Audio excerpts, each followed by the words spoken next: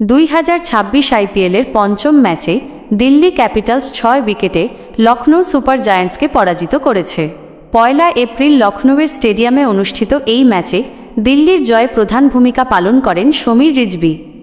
দিল্লির বোলার লুঙ্গি এনগিডি এবং টি নটরাজন প্রত্যেকে 3টি করে উইকেট নিয়ে লখনৌয়ের ইনিংসকে 141 রানেই আটকে দেন।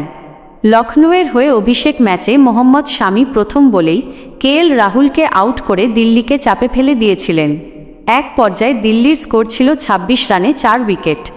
বিপর্যয়ের মুখে Sameer Rizvi not out 70 run এবং Tristan Stubbs not out 39 run, দুজন মিলে 119 রানের অবিচ্ছিন্ন জুটি গড়েন এবং 17 বল বাকি থাকতেই দলকে জয় এনে দেন।